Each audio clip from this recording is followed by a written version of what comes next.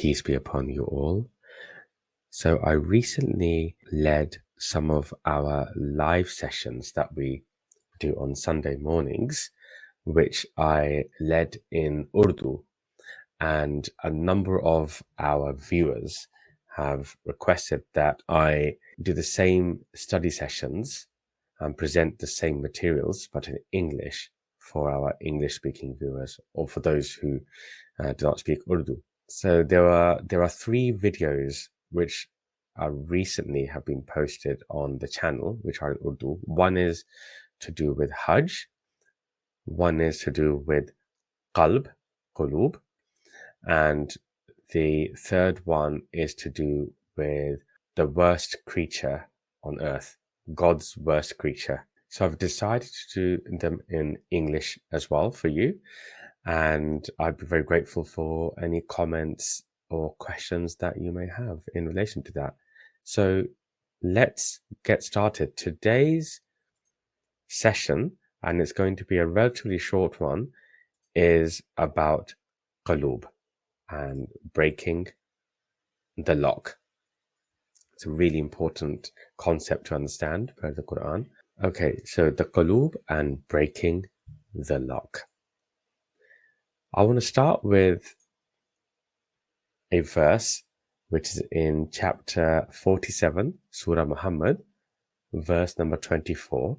And I want to start with this very short verse because it provides a very important link between the word qalb, which we're going to understand in more detail today, and pondering. So in this verse, Allah says, Afala yatadabbaruna al-Qur'ana. Afala, then do they not, yatadabbaruna, ponder, al-Qur'ana, over the Qur'an. Then do they not ponder over the Qur'an? So the word here is yatadabbaruna, to ponder, to think over something, to reflect upon something in detail. Yatadabbaruna al-Qur'ana.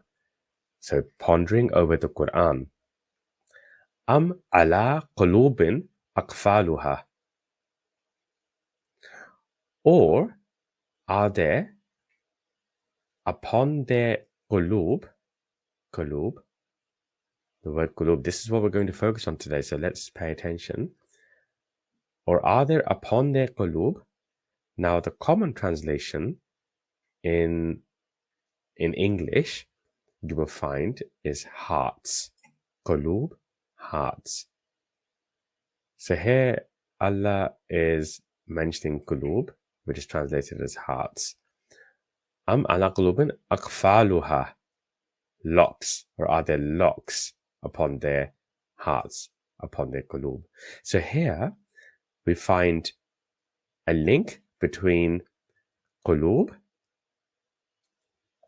locks, and pondering over the Qur'an. Yatadabbaruna al-Qur'an. All I want us to see at the moment is this link. So there's a link between pondering over the Qur'an and locks upon the qulub. Now, a second verse I want to show you before we get into the study is chapter 49, verse 14. Now, I want us to have a look at this verse because it shows us the importance of understanding what qalb is. It shows us the importance, the essence of understanding it.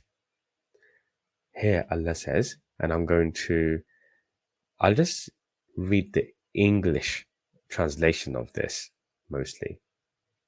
Here Allah tells us that the Al-A'rab say, so there's a group of people, Al-A'rab, the Al-A'rab say, we have attained iman. قالت الأعراب آمنا. So there's a group of people who are claiming that we have iman. We have attained iman. we are mu'min. Allah says, Qul, say to them, Lam tu'minu, you have not attained iman. You do not have iman. But you can say, Walakin qulu aslamna, we have submitted. So here, firstly, we are seeing that there's a difference between having iman and submitting. Aslamna, from which the word Muslim is derived. We're not going to go into the detail of what Aslamna Muslim means today. That's not the purpose of today's session. But what we're seeing is that there are a group of people who are claiming they have iman. And Allah is saying to tell them, is instructing to tell them that you have not attained iman. You can say you have submitted, but you haven't yet attained iman. Let's move on. And this is the important bit.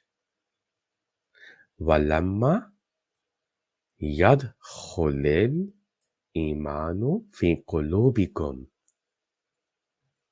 and not has entered, yadkhuli, not has entered al-iman, the iman, fi qulubikum, in your qulub.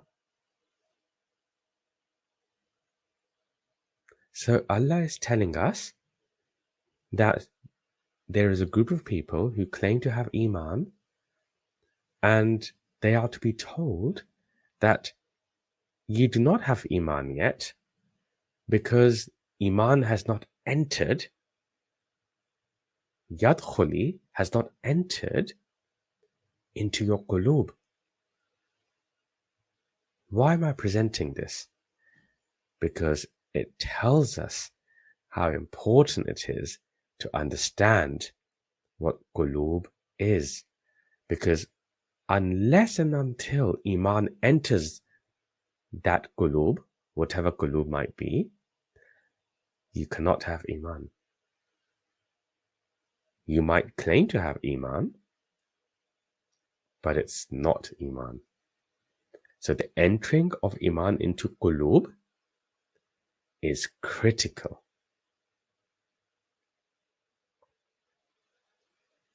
You might claim that you have iman. I might claim that I have iman.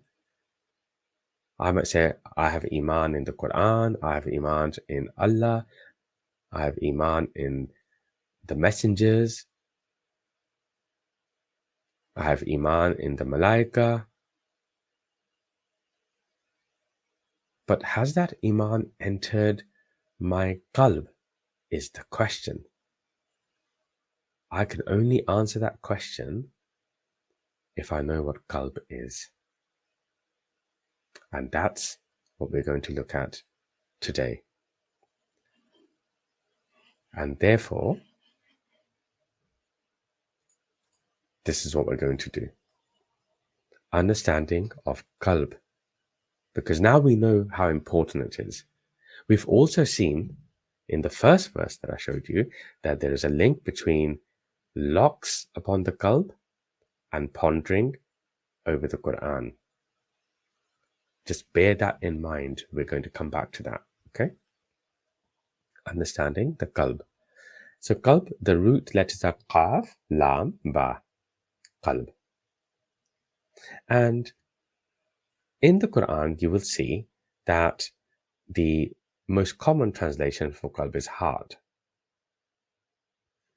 And indeed, one of the meanings of qalb, when it is used in noun form, is heart. But it also has other meanings. Let's have a look at them because it might help us to understand what this qalb is and what is iman entering into the qalb. You see, qalb also means your intellect, your intelligence. Your intellect and intelligence. It's not just the heart. It's the purest part of something, the genuine part of something, the core of something, the core, the innermost of something, the core of something, the essence of something. See, that gives you a bit of an understanding, a better understanding perhaps, than just merely seeing it in the simplest form of being the organ heart. Perhaps there's something more. Let's move on. When it's used in verb form, it means to turn something over in the mind, to examine or scrutinize something, to investigate something, to think deeply about something. You know, for example, if you've got something in front of you and you turn it over, you examine it, you try and understand what this thing is, you try and understand its nature, what makes it work, what it looks like, what it feels like. You turn it over to see what you can do with it. And that's when you are truly trying to understand something. Turn something over. You're looking at it from all the angles. You're looking at it from all your senses. Okay? Now,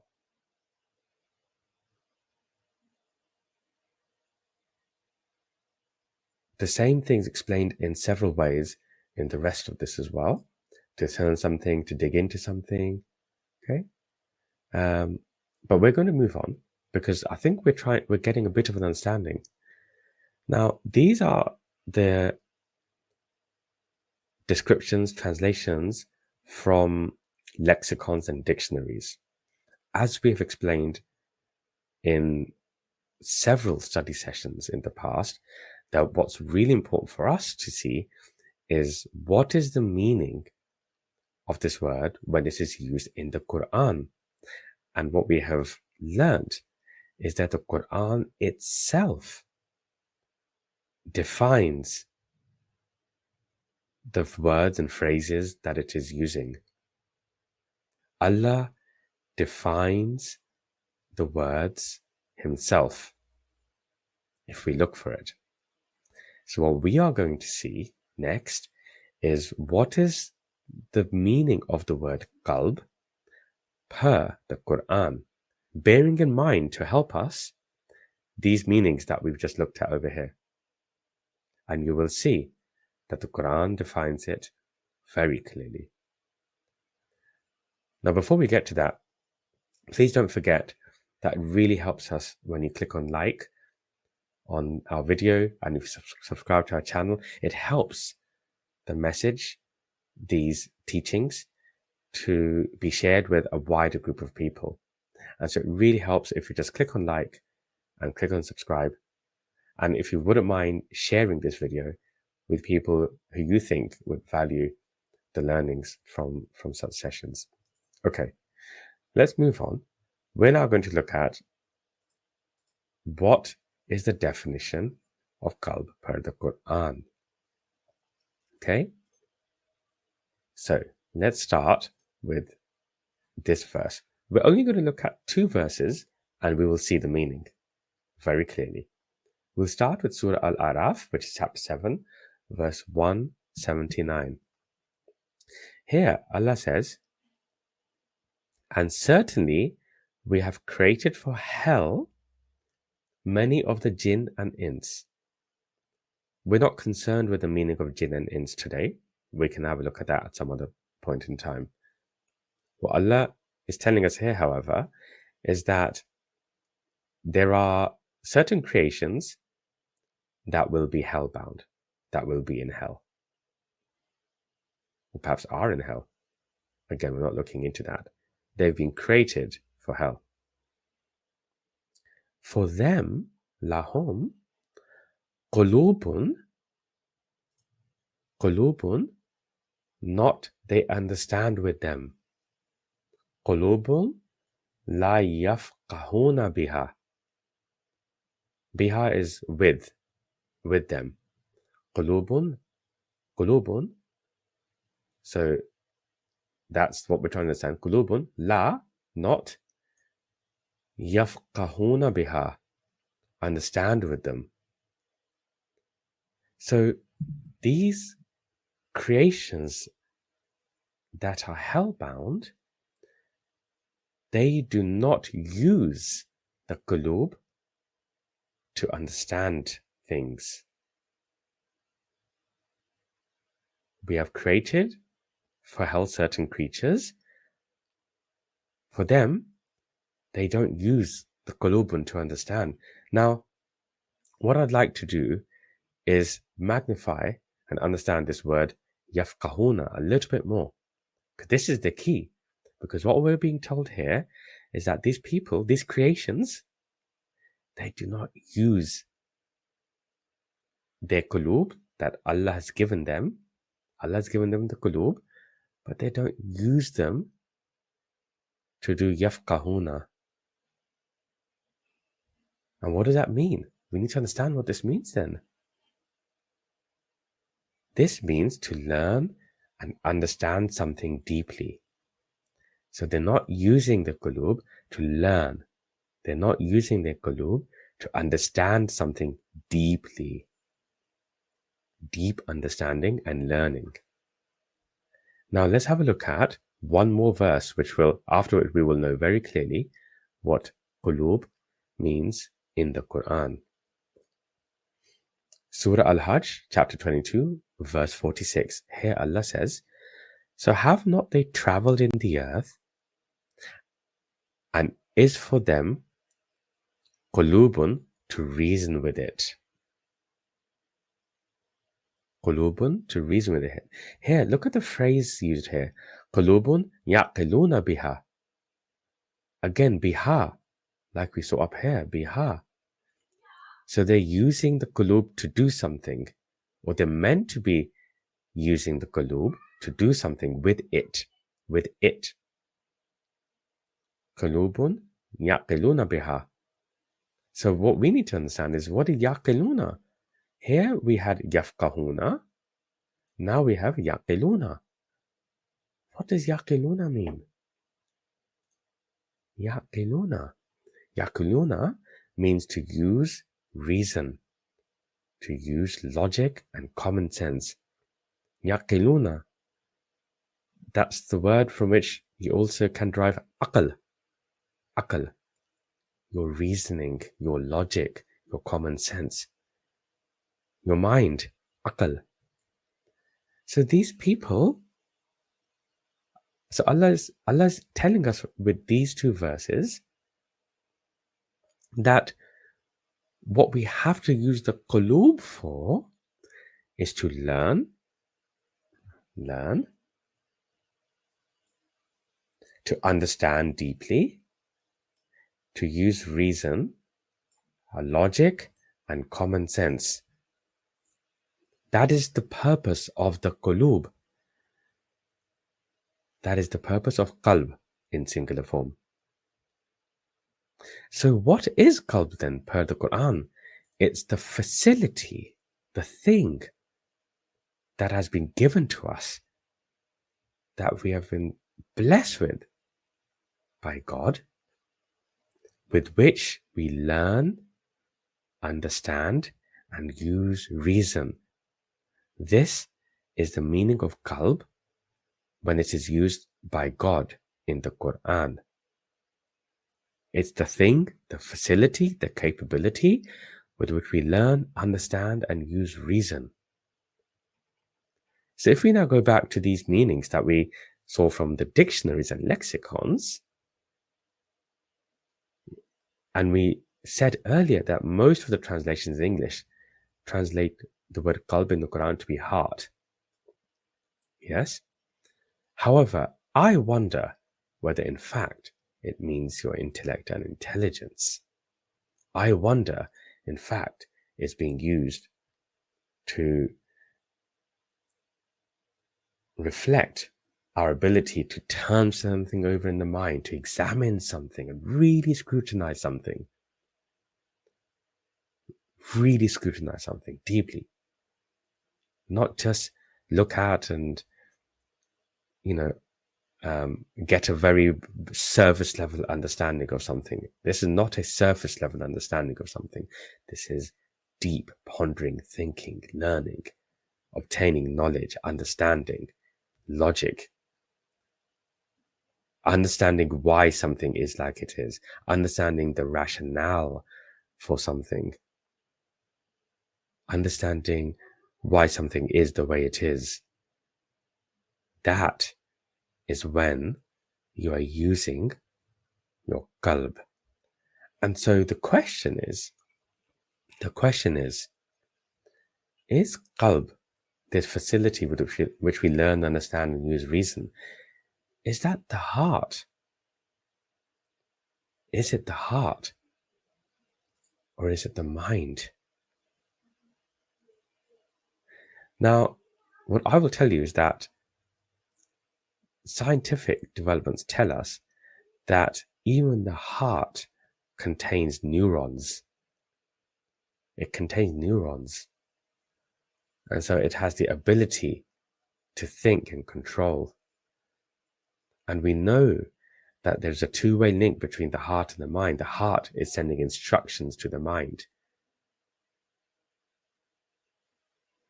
And so it could be the heart, but it could be the mind.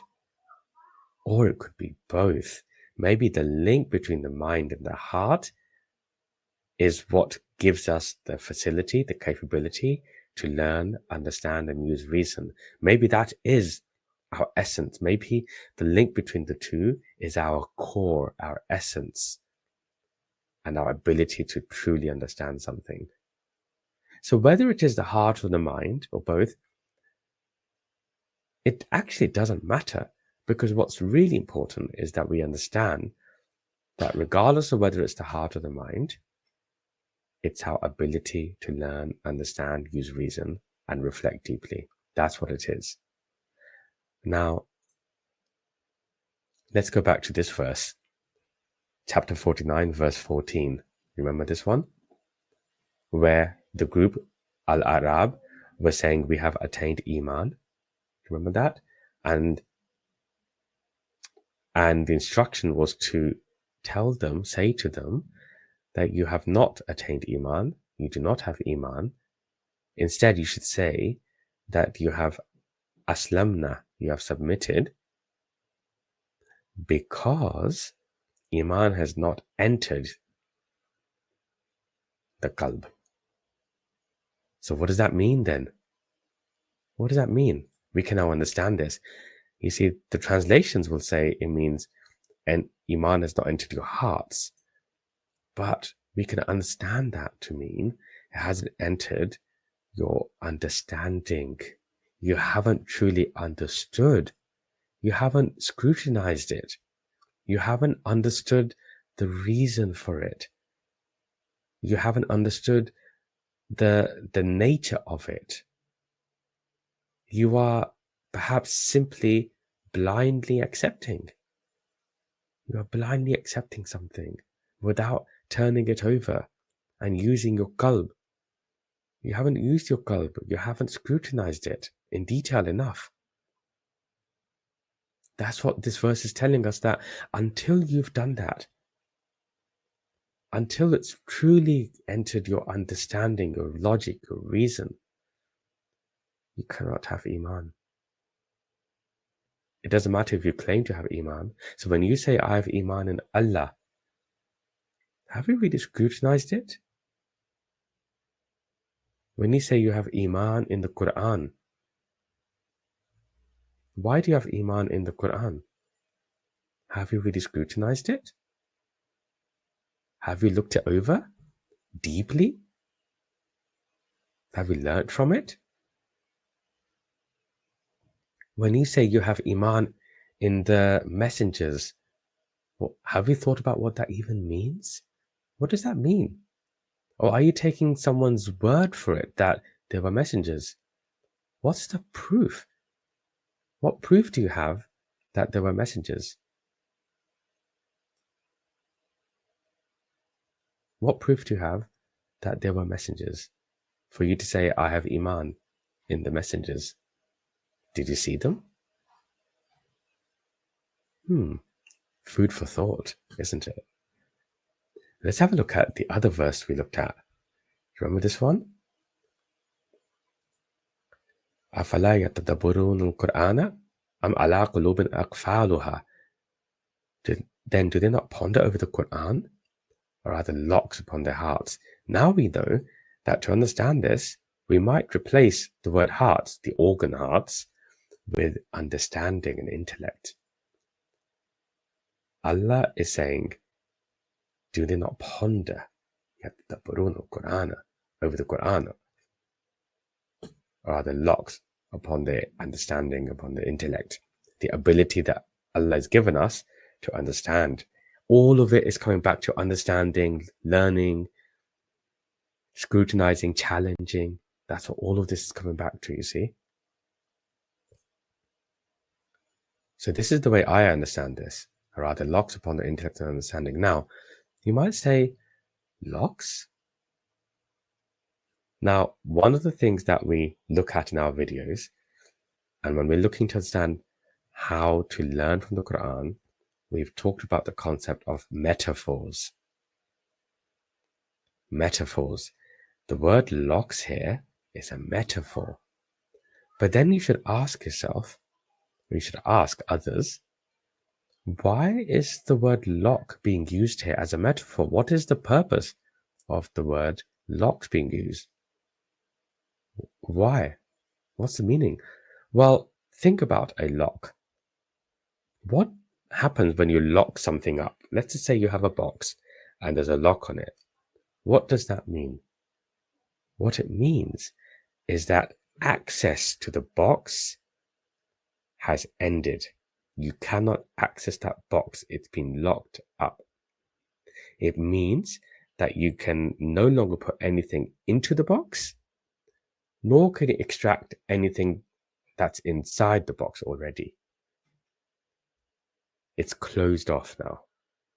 Nothing goes in, nothing comes out. And so, when it comes to the lock on the Qalb, it means that nothing goes in, which means that true knowledge will not go in, and nor will you be able to extract the ability that you have in that box to use reason and intellect. Your Qalb has been closed. It means that if you see and hear the true knowledge, it's not going to go in. It's not going to go in. And nor will you be able to extract your ability to understand that information that your senses have presented in front of you. It's locked. And if that happens, then remember, you cannot have iman. Because until iman enters the Qalb, you cannot have iman. This is why Allah is using the word lock over here. Now, the other thing is, another thing we have to understand when we're learning about the method for understanding the Quran, here there is a question. Afala yatadabbaruna al-Qur'an. There's a question, then do they not ponder over the Quran? This question is a rhetorical question.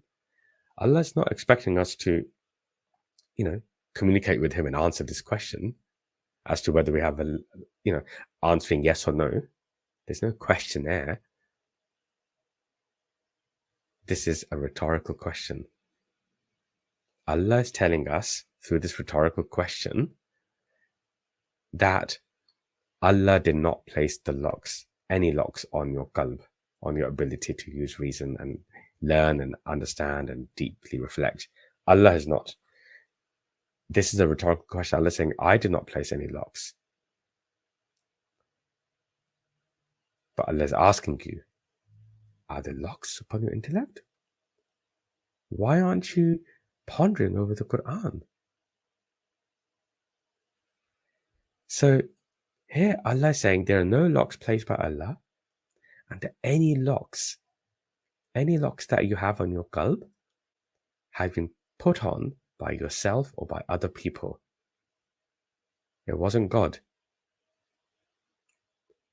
And what it means to the rhetorical question is that we have to make sure that we don't have any locks upon our qalb. We have to let truth enter. We have to extract the ability to use reason and knowledge and rationale and the ability to challenge something and think about something. We have to free our minds and hearts. We have to free our minds and hearts. We have to break these locks. What does that mean? That means we shouldn't be afraid. We shouldn't be afraid to challenge what we've been told, what we've been told to believe. We shouldn't be afraid to question what others have said or written. We have to use our logic that Allah has given us and challenge whether what we've been told makes any sense or not.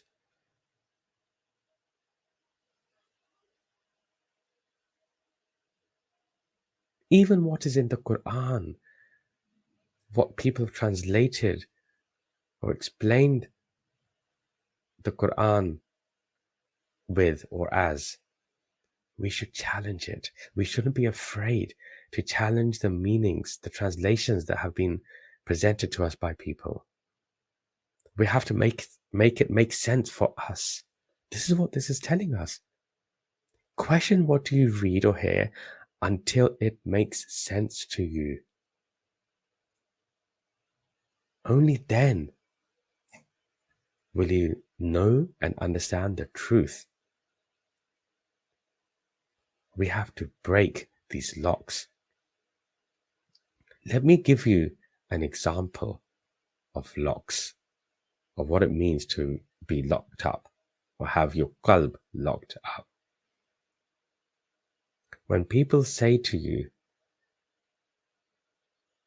why are you trying to understand the Qur'an yourself? Just listen to what the scholars have said for generations. Listen to what the imams have said, what the muftis have said, and just follow it. Don't use your own understanding. You're going to get confused. You're going to follow the wrong path.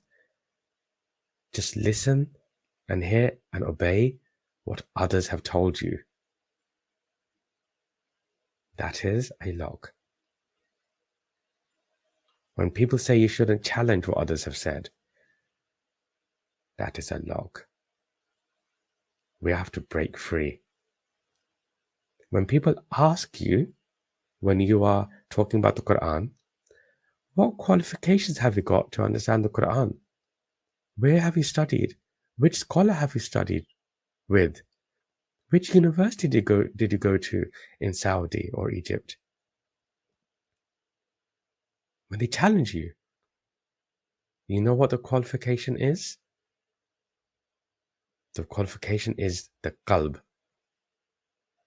Allah has naturally given us the qualification because He has given us the facilities, the capability to ponder, to think, to reflect, to learn, to understand, to turn things over in our mind, to use reason. Allah has given us that facility, that capability. That is our qualification to understand the Qur'an. That is what this is telling us. This verse is telling us that is the qualification. Allah is saying, have we locked it up? I didn't lock it up. Have we locked up that understanding? Have we locked up that qualification? I gave you that qualification.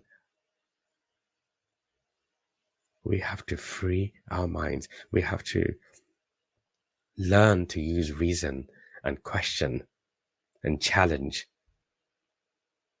everything until it makes sense to you.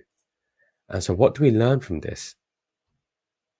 Number one, we've learned that qalb is plural, qalb is singular, represents our intellect and understanding. We saw that from these two verses. Let me quickly put them back up because we saw this. Remember, Allah was saying we have to use this capability to learn and deeply understand, to use reason, logic, and common sense. And people who do not, they're hellbound, remember? But so we've learned what Qalb is. That's the first thing. The second thing, we've learned that our intellectual facilities are of huge importance. We cannot attain iman in anything until we absorb it into our intellect and understanding, until we have opened up our qalb and used that facility and then absorbed the truth. That's how important this is. Without it, we cannot have iman. And thirdly, we've learned that we have to free our minds and hearts, which have been locked up. We have to ponder, to think, to use logic and reason. We have to challenge. We must not blindly take anyone's explanation.